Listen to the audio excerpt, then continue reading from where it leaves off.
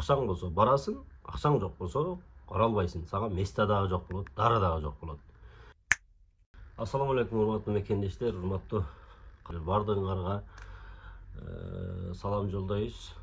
Кайрадан эле мен силерге дагы деле ошол бир баягы эмне деп коеюн, мындай акылга жатпаган нерселер боюнча дагы да жеке пикиримди айтканы чыктым. Кече жакында мына азыр эми өзүбүз эле көрүп атабыз да, УКМКнын төрагасы Камчыбек Ташиев коррупцияны жаап токтото албай күнүнө камап атат да, адамдар коркпойт экен.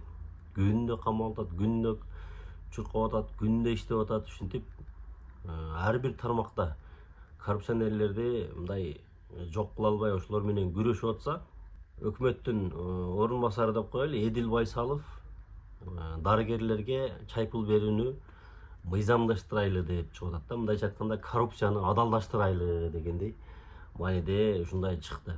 Анан аны дароо эле саламаттык сактоо министрлиги кош колдоп колдоорун айтып, интервьюларды берип баштады. Жөнөкөйдө интервью эмес, бир өзүнүн саламаттык сактоо министрлигинин официальный баракчасына бир нерсе жазгандан тайган киши маек берип баштады да.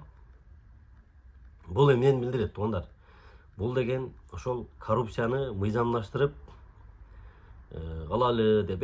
Албетте мен дарыгерлерге эч кандай мындай сөз айткым келбейт, аларга каршылыгым деле жок. Алардын баарынын эле жаман эмес, жакшылары деле бар арасындачы.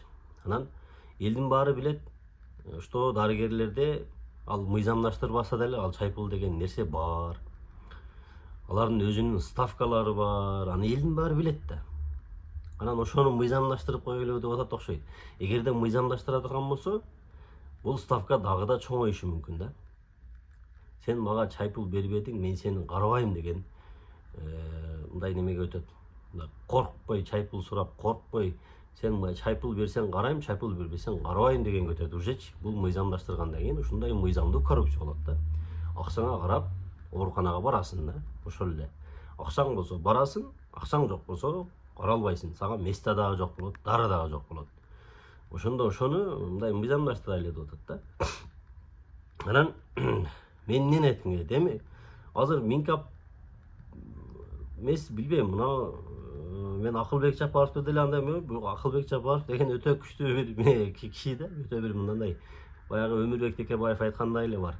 Ошол киши кеткенден кийин мына азыркы өкмөт башчыга мен билбейм, мен ичим чыга элек да, мындай бир иш жарытарлык ишин көрө элек. Лента кескендерин эле көрүп атам, баягы бир жерге барып лента кесип, мунун ачылышы болду, тигинин ачылышы болду деген. Анан чуркап